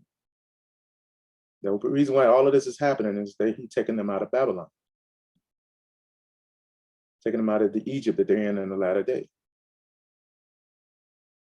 Now, also some people might say, well, what about the heathen? Well, remember Israel came out of Egypt with a mixed multitude. So I know that those that really believe in Yahweh Shai and Yahweh and all of that, that Yah really knows that he can use for his kingdom and to help Israel out, they're coming out too. They got the blood on the doorposts. They coming out, all right, coming out with Israel. No, they're not coming out as a nation. Like the whole United States of America ain't coming out over into the wilderness. It's Israel is coming for. Those are people who come to take back Israel, the true Israel, the original people that the nations don't even acknowledge as being Israel. They're going to acknowledge them because right there we just saw that they're going to be greatly ashamed, these false gods they were worshiping. And we were right at what is called Good Friday. You know, all of that is about Baal worship. Good Friday and all of that. Let's see, let's go back here. Baal worship, these false gods, the Easter bunny and all that stuff. Easter egg hunt. All right, it says, declare you among the nations and publish and set up a standard. Publish and seal not. Say Babylon is taken, Baal is confounded. Merodach, these false gods over here that they worshiping and serving all the way up until call it Easter Sunday. And Easter is really about a pagan fertility goddess. Baal, all of that has to do with Baal worship. Baalim and Baal and all of that stuff. Ishtar was a cohort of Baal, as a matter of fact. All right, this taken Baal is confounded. Merodach is broken in pieces. They're confounded and embarrassed. All right, so what's going on? The people are embarrassed because Yah came and didn't take them like they was expecting and take them unto himself. Because they were not his people. They were against his people. All right. But Israel's coming out because they found Yahweh de Elohim and they bought all the tithes and start bringing the tithes into the storehouse. So he opens up the windows of heaven and pours out a blessing upon them that they don't have room enough in America and Babylon to receive it. So guess what he does? He comes down out of the sky and blows the trumpet and calls the ones that are in the kingdom up to the heavens, and the ones that ain't in the kingdom yet, he teleports them to the wilderness. And he gets them over there and he gets with them jokers that weren't obeying. I would say start obeying now. If you're not tithing and offering, you better do that. Not only keep Passover and unleavened bread, make sure you're tithing, bringing all the tithe into the storehouse so you won't be cursed with a curse. And get over there and he's going to say, no, you can't tithe. Here's some tithe. Nope. And, he said, he that is, filthy, let him be filthy still. He that is unrighteous, let him be unrighteous still. That's what's going to happen. There won't be any changing when that happens. When you see yourself teleported thousands of miles away, and you don't have to have faith any longer. It's just obvious right there. There won't be no deciding to change your mind at that moment. Okay? You start doing these things now. The wonders of heaven are open. So in Malachi chapter 3 again, it's saying that we are cursed with a curse, this whole nation. Let's go back there. So he wants to bless us. So when he told Abraham that your seed shall be strangers in a land that is not theirs, and they will serve them, they shall afflict them 400 years. Afterwards will I judge that nation and bring them out with great substance. So at the time of that judgment is when he brings us out with great substance. All right, the great substance is not just for them giving us reparations, because they ain't got enough money to give us reparations for all of that. They're just gonna have to become our servants. But the great substance is gonna be when he opens up the windows of heaven.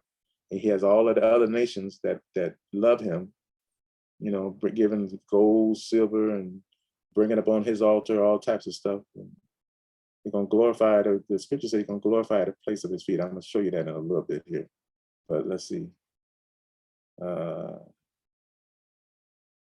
Yeah, you are cursed with a curse, for you have robbed me, even this whole nation. So part of the reason why we're in captivity is because we robbed God. And sure, we were led astray and we were paying tithes and offerings to these televangelists that didn't really mean us well. And they led us astray on the mountains and on the hills, and we've been lost sheep, and the shepherds led us and caused us to go astray. But when this man shows up, this Yahweh Elohim, teaching you, and you don't tithe and offering to kick him out, all right? There could be nothing but some cursing going on. Okay. Now, I'm saying this because I don't want to be cursed my own self. I'm not telling you. Okay. And it's not just for the people that's here on Zoom. It's for the people that are there on YouTube, Facebook, that this is what's going to happen. And I'm not saying it for everybody just to all of a sudden flood my stuff up with money. Because it's not money I'm seeking. I'm seeking peace with Yahweh. As a matter of fact, money can be a curse too. Too much money, having people, having money all over the place. As well as it can be a blessing. I know a lot of people say, oh, give me money all over the place, see what I do with it. But money can cause you to lose your soul. Not only your soul, your whole existence. You can get carried away with some money. So I'm not just saying this for money. I want to see more people redeemed. I want to see how open up the windows of heaven for Israel and pour out a blessing that there's not enough room for them to receive it in the lands of their captivity. And that's what's going to happen. That's how Yah judges the nation and saves Israel regardless. Because of this right here, what we're reading. The Malachi is a prophecy about the latter days. How do you know it's about the latter days? Let's go back here to verse 1. Behold, I will send my messenger. What does this messenger really mean? They chose to put messenger there, but Hebrew 4397, malak, is an unused root meaning to dispatch a deputy, a messenger specifically of God, that is an angel. See that? So basically, this angel of Yahweh is going to be sent into human flesh in the latter days. Now, John the Baptist and Jesus fulfilled this in the early days, but the latter day fulfillment is what we're talking about right here. What's going to happen? Behold, I will send my messenger, and he will prepare the way before me. And the Adon, and it's Adonai, and the Adon, so it's showing you that's an angel that's really manifested in flesh. And the Adon whom you seek, and this is the one that he said that they're going to seek Yahweh the Elohim. They're going to go on and weeping the house of Israel and the house of Judah, going and weeping, and they shall seek Yahweh the Elohim. So the Sadan, whom they seek, which is a Yahweh the Elohim, seek, they're going to seek out Yahweh the Elohim, shall suddenly come to his temple. So he dwells in the temple. All right. It's Yahweh Elohim dwells in the temple. He's the angel that dwelt in the temple. He shall suddenly come to his temple, even the messenger, messenger. So the angel of the covenant, whom you delight in. This is the one that Israel delights in. But this is the same angel that brought Israel out of Egypt thousands of years ago. But this time he's going to be in flesh. And behold, he shall come, saith Yahweh of hosts. All right. But who may abide the day of his coming, and who shall stand when he appears? But he is like a refiner's fire and like fuller's soap. He shall sit as a refiner and purifier of silver, and he shall purify the sons of Levi, purge them as gold and silver, and that they may offer unto Yahweh an offering in righteousness. So this is talking about the day and time that we're living in, and the future things is going to happen. Then shall the offer look at this. Then shall the offering of Judah and Jerusalem be pleasant unto Yahweh as in the days of old, in the former years. What offering? Tithes and offering, right? Then shall the offering of Judah and Jerusalem be pleasant unto Yahweh of hosts, as in the days of old, in the former years. And I will come near. What happens? When those offerings come back in, I will come near to you to judgment. All right? So he's not only going to be judging the heathen, he's going to judge his own people that didn't do the right thing. I will come near to you into judgment, and I will be a swift witness against the sorcerers, and against the adulterers, and against the false words, and against those that oppress the hireling and his wages, the widow and the fatherless, and that turn aside the stranger from his right, and fear not me, saith Yahweh of hosts. So yeah. So if you don't, if you want this right here, continue to do the opposite of what I just said, not what to do.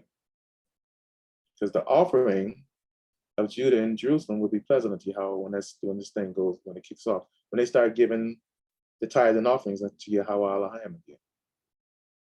And he's talking about Judah and Jerusalem. So Judah really is the black folks that were brought over to the Americas in the 1600s. That's Judah. They're the major folks that he's got his eyes on. They're the major folks that could benefit from Yahweh their Elohim. Because Yahweh their Elohim is going to be coming from their neighborhood. All right? It's coming from Judah's neighborhood. And one of these folks from the house of Judah don't have to be from the tribe, because he's going to basically sit over Levi right here. He shall sit as a refiner, purifier of silver, and he shall purify the sons of Levi. So he might be from this tribe, but he's going to be in the neighborhood of Judah.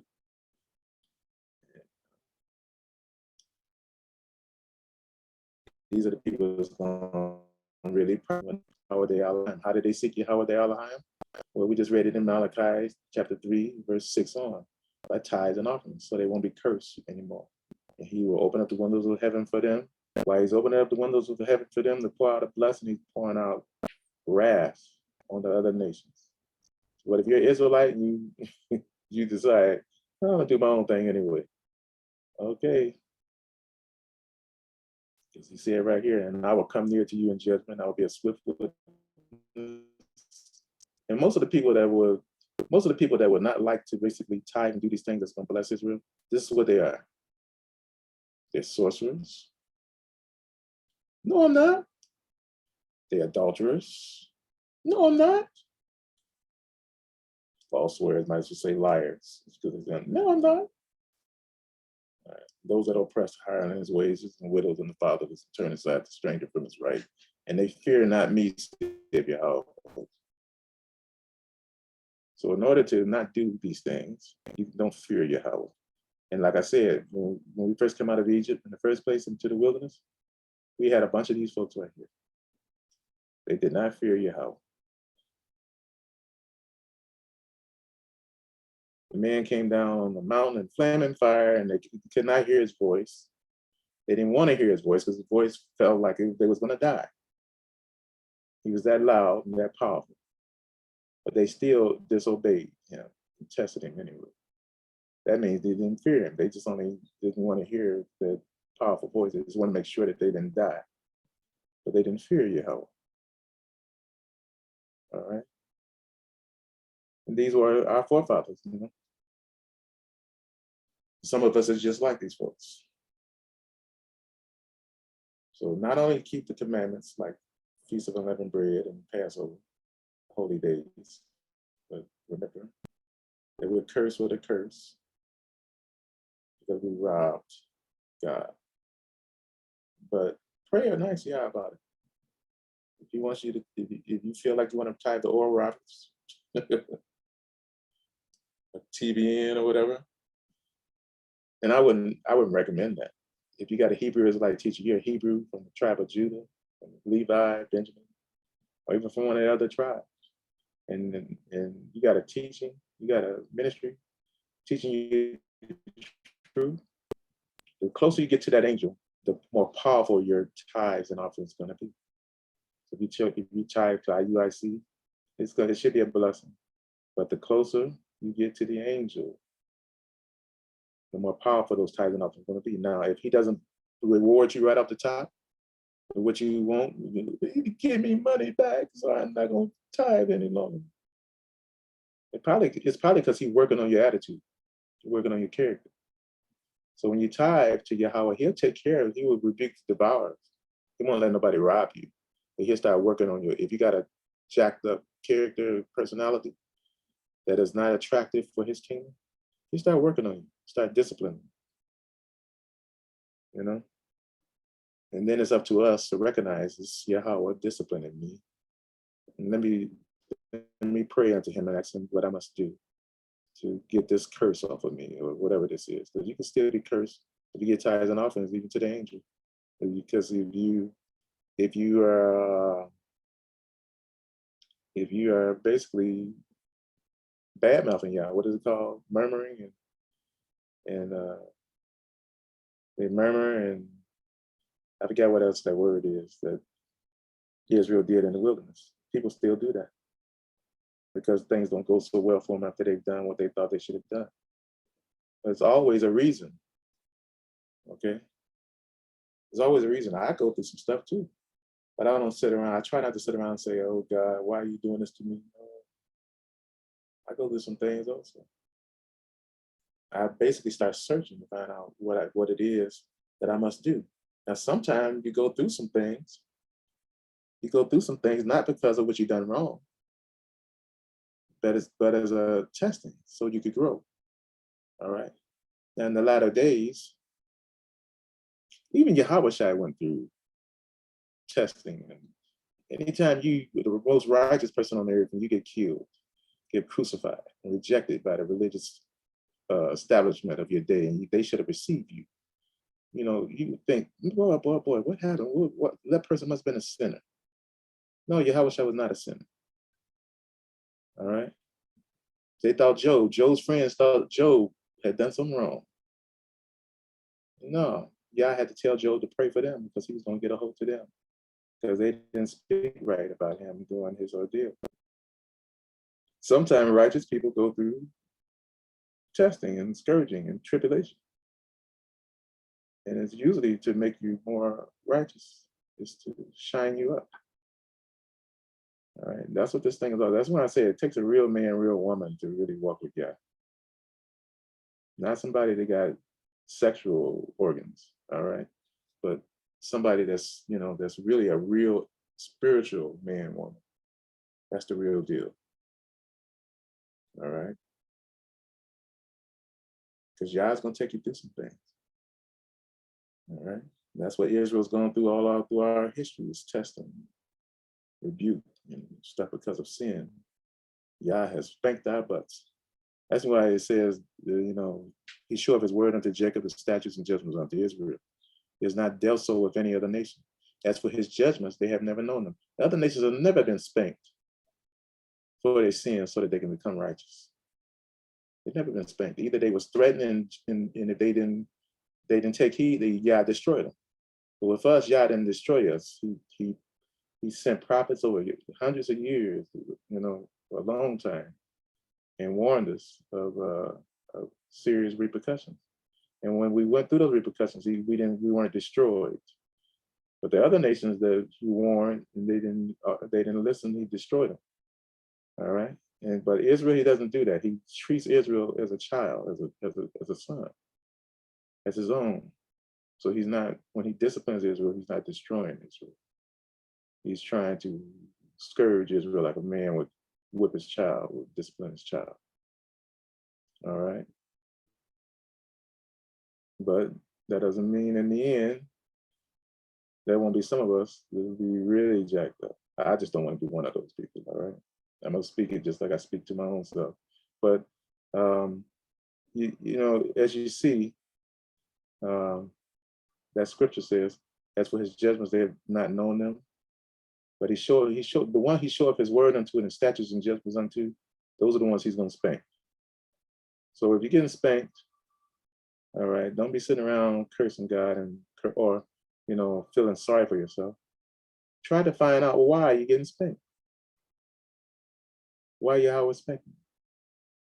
Many times, I would say 9 times out of 10, most people, is because there's some sin and some hard-headedness, stiff neck, something going on. Or Yahweh's trying to get your attention, you're not responding. The other 1 time out of 10 is usually the real righteous folks that are suffering for a righteous cause. Like Yahweh died on the cross. He was suffering for others. All right. And this is what it says right there in Isaiah 53. It's talking about the suffering servant. It's talking more about the latter day Messiah than it is talking about the one on the cross. Because the one that died on the cross came for sin. But it speaks more about suffering for iniquities in that chapter. So that means the Son of Man that comes in the latter days you might look at him as just suffering financially or whatever, or grief or because of sickness or disease. It's not mostly because of what he's done wrong. It's because he's bearing the sins of Israel. All right. The one that comes in the latter days, that Yahweh Elohim, is also going to be suffering. Not because he's an unrighteous person, but because he's bearing the sins and iniquities. Not the sins, excuse me, the iniquities of Israel, because Yahweh bore the sin. He's going to bear the iniquities. And iniquities is those that are really born again that still have problems in the flesh. He's bearing their stuff. Yeah. He was despised and rejected, a man of sorrows, acquainted with grief. That's what that word grief means. Sickness, disease. A man full of sorrows. We hid, as it were, our faces from him. Despised, forsaken, and we esteemed him not. That's not talking about Yahweh. Yahweh was esteemed. Okay? Yahweh was esteemed, not by the scribes and Pharisees, but that's a small segment of Israel. Most of the whole segment of Israel followed Yahweh. And you might say, no, where's that at in the Bible? Most of the whole nation followed Yahweh. Yes, they did. Now, I haven't really gone to that scripture yet. Let me see something real quick.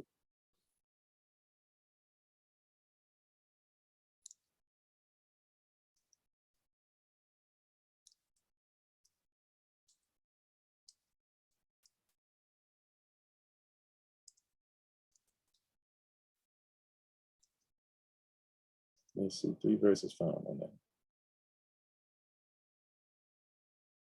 John 11. Watch this.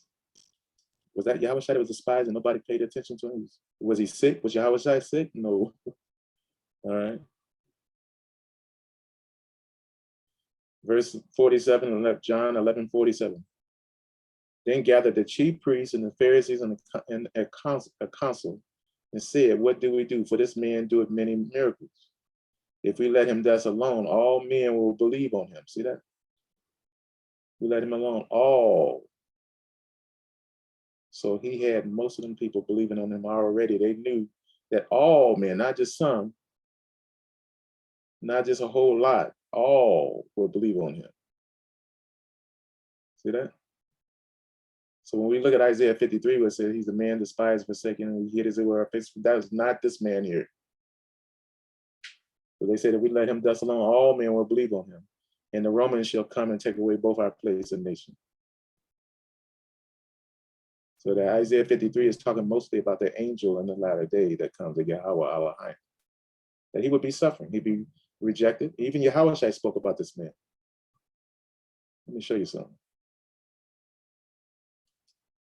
Yahweh spoke about him. And more than anybody else.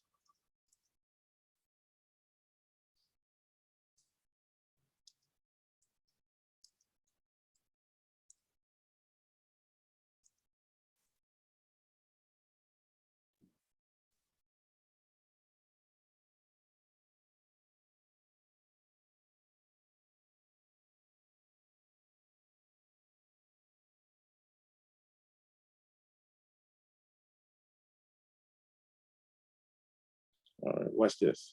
I've got a few scriptures in here. I'm going to show you.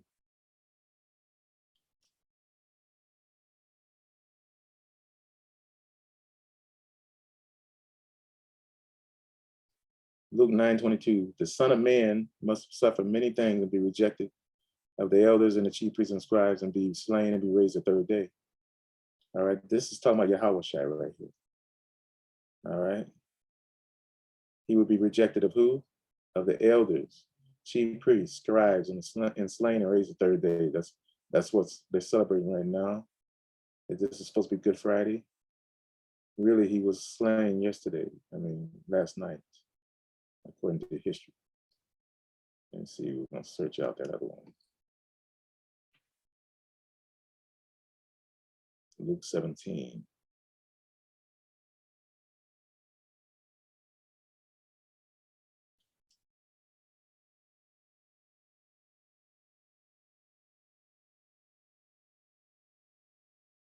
For as the lightning lighted out of one part of under heaven, shineth into the other part under heaven, so shall also the Son of Man be in his day. Now, one thing I want you to take notice of, all right? The Son of Man, all right? But first must he suffer many things and be rejected of this generation. Okay, who is the Son of Man that's gonna be rejected of the generation? Remember Yahweh he was rejected of the chief priests, scribes, and the elders, and all of them. He was not rejected of the generation. The reason why they killed him is so that all men would not believe on him. He had so many people believing on him, crowds from everywhere. But who is this going to be rejected of their generation? That's not the same Son of Man. Watch this. And as it was in the days of Noah, so shall it be in the days of the Son of Man. All right. They did eat, they drank, they married wives, they were given in marriage until the day that Noah entered into the ark and the flood came and destroyed them all. All right, so if the Son of Man is likened unto Noah, that was on the earth preaching and building an ark, he enters into the ark and the flood came and destroyed them all. How is that like Yahweh? Yahweh went back to heaven. Is that the ark? Did the flood come and take us all? Or is it talking about just Israel? No, he's talking about a worldwide thing right here. Because Noah, the whole world was judged with Noah. All right. Likewise with Lot. As it was in the days of Lot, they did eat, they drank, they bought, they sold, they planted, they built. But the same day that Lot went out of Sodom, it would rain fire and brimstone from heaven and destroyed them all. All right. So he's saying that this would be the same way when the Son of Man is revealed. When is the Son of Man going to be revealed? I thought he was already revealed in Jesus, right? So when this Son of Man in the latter days is revealed, that's when the destruction takes place. Someone will say, well, that's Jesus when he comes back out of the sky. All right. But what about these examples right here, where these two guys are on the earth, and then they left the place where they left, and judgment came. We were likened to Lot and Noah that were on the earth, not to somebody coming from heaven. Okay. So there's going to be somebody on the earth that's going to be like Noah. It's going to be like Lot. He's going to be on the earth, not in the heavens. And he's called the Son of Man. Oh, yeah, yeah. Even thus shall it be in the day when the Son of Man is revealed. But the Son of Man is going to be revealed down here on earth, from earth. He's going to be on the earth. And when he leaves, that's when the destruction takes place. But where's the Son of Man going when he leaves? All right. Where's that Son of Man going when he leaves? Let me show you a scripture we were just looking at the other day. This might help out. Deuteronomy. What chapter was that, Drake? Deuteronomy 33? Deuteronomy 33, where we were at? What was the topic? At Mount Sinai. Okay, Deuteronomy 33, verse 1. This is the blessing wherewith you, Moses, the man of God, blessed the children of Israel before his death. Now, this is a prophecy. This did not happen before he died. And he said, Yahweh came from Sinai. This is what's going to happen in the latter day. All right. Yahweh came from Sinai. So remember that he took them out of Egypt to Sinai, Mount Sinai. All right. Yahweh came from Sinai and rose up from Seir unto them. All right. He shined forth from Mount Paran and came with 10,000s of his saints. So who are these 10,000s of his saints? They have to be the 144,000. So what happens? This is the rapture that we were just talking about that takes place before the destruction of Mystery Babylon. All right. He came with 10,000s of his saints. These are the ones that definitely get the kingdom. The faithful ones. You know, you might see them as Hebrew Israelite, UIC, a lot of them, you know, different Hebrew Israelite camps, that he's going to reward them greatly with different ranks. It says 10,000s. We noticed the other day, they didn't say tens of thousands, it said 10,000. The S at the end of thousands showing you that it's more than just 10,000. All right, 10,000 of saints. Okay, from his right hand went a fiery law for them. Yeah, he loved the people. All the saints are in thy hand, and they sat down at thy feet. Everyone shall receive of thy words. This is the latter day right here. This is when he takes the people back to the wilderness after the rapture. So when the Son of Man leaves, this is where he's going to. All right, he loved the people and all the saints are in thy hand. And they sat down at thy feet. Everyone shall receive of thy words. Moses commanded us a law. All right. He was king in Judgement. All right. So this is where the Son of Man goes to. Let's show you another place where that Son of Man goes to. We're going to go to Daniel. So when he leaves, he's basically will be taken away, probably all of the saints with him from the land of Babylon. Daniel chapter 7. And we see these kings, 4 kings right here. And they reigning and ruling until the Ancient of Days came. I beheld, Daniel 7, verse 9. I beheld till the thrones were cast down, and the Ancient of Days did sit, whose garment was white as snow, and the hair of his head like the pure wool. His throne was like a fiery flame, and his wheels as a burning fire. So we just saw, just a second or two ago, how Yahweh came from Mount Sinai and he shined forth from Mount Paran. But this is another look at that right there. So he's going to come again on Mount Sinai and shine forth from Mount Paran. All right. Now check this out. He's coming to judge these nations, these wicked nations, those 4 kings that we just saw right there in Daniel chapter 1 through verse 6 or 7. All right. I beheld them because of the voice of which the horn spake. I beheld even till the beast was slain and his body destroyed, given to the burning flame. All right. Concerning the rest of the beasts, they had their dominion taken away, their lives were prolonged for a season and a time. So what's going on? The Son of Man, basically right here. The Son of Man was taken from wherever he was at, what we just read in that parable. All right. The Son of Man is like Noah and like Lot. That's going to be around doing some stuff until they get taken out of wherever they're at. Then destruction comes. I saw in the night visions, and behold, one like the Son of Man came with the clouds of heaven and came to the Ancient of Days, and they brought him there before him. So what happens is this rapture thing, all right, where he gets his reward. And there was given him, verse 14, there was given him dominion and glory and a kingdom that all people, nations, and languages should serve him. His dominion is an everlasting dominion which should not pass away, and his kingdom that which should not be destroyed.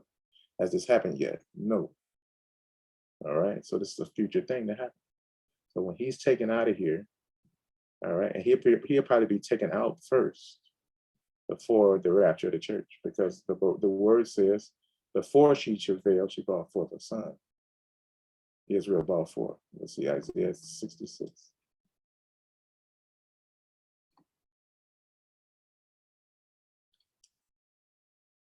If anybody don't like to hear this, I don't know what's wrong with them. Because this is going to be the deliverance. Before Isaiah 66, verse 7, before she travailed, she brought forth. Before pain came, she was delivered of a man child. But this is the same man child in Revelation chapter 12. That the woman with the 12 stars on her head, crown of 12 stars, moon under her feet, clothed with the sun, and she crying, travailing to give birth, and a great red dragon tried to devour this child. This is the same, okay? Before her pain came, before the great tribulation. So this man child will have to come forth before the tribulation, because after the man child leaves, that's when the trouble happens. After he gets taken out of wherever he's taken out of, like Noah and like Lot, that's when the tribulation takes place. So before she travailed, tribulation, before she travailed, she was delivered of a man child. So before the tribulation happens, he gets called out. He gets taken out. He gets his reward, or whatever that is, the body of Yahweh, the great morning star. And then Israel comes out and it says right here, who has heard such thing, who has seen such things, shall the earth be made to bring forth in one day? Shall a nation be born at once? But as soon as Zion travailed, as soon as she travailed, the tribulation, she brought forth her children. So this would be the 144,000. And this is where the Israelites would be brought out of Babylon, taken to the wilderness, supernaturally. And we see that Son of Man being brought to the Ancient of Days and given dominion and power and glory and all of that in Daniel chapter 7, verse 13 and 14. All right. But let's go back before we stop this recording. We have 7 days of the Feast of Unleavened Bread. So the first day is today. Next Shabbat, which would be next Friday, will be the last day. So we're supposed to be eating every day unleavened bread, not just crackers, all right? Crackers might have leaven in them, all right? We're supposed to be eating unleavened bread every day, okay? And so there's some stores. I would prefer to get mine from Amazon or online, because some of the stores that you get them from might not be a good source of unleavened bread. All right, some of them might have egg in them. You know where we're coming from on that the chicken as an edible creature is questionable. So anything that's questionable, I would leave it alone. Just get the ones made with wheat. But I guess you can if you want to take a chance and eat some egg, Easter egg. All right, you want to do that? You can go ahead and do that.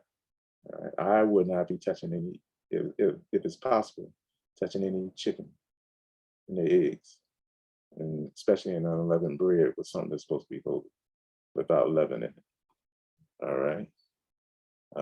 But until next Friday, you're supposed to be eating unleavened bread every day, keeping the leaven out of your house. This is a holy week. And who knows? Maybe that Son of Man might be caught up out of here this week.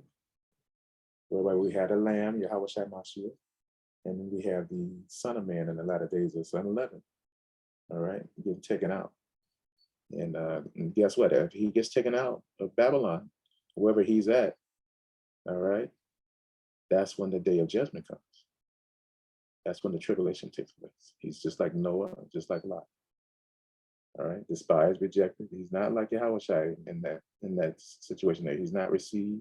He's not on the street corners preaching and being received by people and healing folks and all of that. He is basically despised and rejected, a man of sorrows, acquainted with grief. He's not one that the leaders have to kill so that everybody won't believe him. But when he does get that recognition, he'll probably be taken to his reward. And Yah's going to give him, people believing on him, Yah's going to give him everything. It says, he that overcometh shall inherit all things. I will be his God, and he shall be my son. So you might think that was talking about Jesus Christ. Jesus did that for somebody else. Jesus is Yahweh, like I've always said. All right, Jesus is the Father, the Yahweh Father. All right, and manifested as the Son, went back to being with the Father, as the Father. He and the Father are one. All right. If you've seen him, you've seen the Father. All right. But the one that's his son is the one that comes in the latter day. All right. The Father lived as the Son so he could provide his son a body, a temple, in other words, a tabernacle, a righteous one. He took care of that part for him, took care of the sin, and his son bears the iniquities of the people. But that day is coming to an end. There won't be no more bearing iniquities. All right. He that is holy, let him be holy still. He that is righteous, let him be righteous still. He that is filthy, let him be filthy still. All right. Praise Yah. So it could happen this week. We're getting close, y'all. We're getting very close. So make sure you keep yourselves tied down to the spirit of Yahweh, to his word, to obedience, and pray. Be sincere with him. Don't only just want what you want, and Yah has to put up with you, with your sins and all of that, and your iniquities. Don't be like a hard-headed child, snotty-nosed child. All right. And well, praise Yahweh that most of the people probably watching this video and these videos are really seeking Yah. But remember what I was saying, that he's coming back with people that are seeking Yahweh the Elohim, and they're going to find him. How they going to find him? With tithes and offerings. And Yah is going to confirm it by pouring out windows of heaven and pouring them out a blessing. Now, if he's opening up the windows of heaven, that also might mean that he's going to snatch them out of here too. Snatch them out of captivity and take them back to the wilderness. All right, while he's judging the other nations. So Israel really they really have to say so when these things happen. When the nations get judged, Israel has to say so. The angel really has it more than Israel. But after that, after the angel, just like in a divine order, the people will seek him out and do what they need to do toward him. And Yah's going to open up the windows of heaven and snatch him out of here, snatch them out of here, and judge the nations. That's how that works. All right. And like I said, if you don't like that, you don't believe that, that hurts your feelings, something might be wrong. Maybe we might have some people that's looking like Judah that might really be Esau. Some type of way the slave masters snuck in there. So, I ain't gonna go too far on that because many people, good folks, I have their seed interrupted by Esau through slavery. There was no acceptance on them. They didn't want it. It was something against their power and their will. And some will do the works of their father, even though they look like Judah. They're gonna do the works of their father. So anybody that doesn't like that is afraid about that is having it too good in Babylon. All right, they're having it too well. It's not to be a comfortable place for us, everybody. All right. Well, praise y'all. Let me say a word of prayer. Father, we thank you and we praise you for this holy week. We thank you and praise you for Passover and for those that had obeyed. And even if they didn't obey, they recognize it and they ask you to forgive and please forgive and restore and set our feet back right where we're supposed to be observing and the commandments we're supposed to be keeping. Let us not be lost. Let us not be filthy still when you come. We ask and pray this in the wonderful name of Yahweh Shemashia. Amen. All right, everybody. There's no questions. We're going to cut this thing short, all right?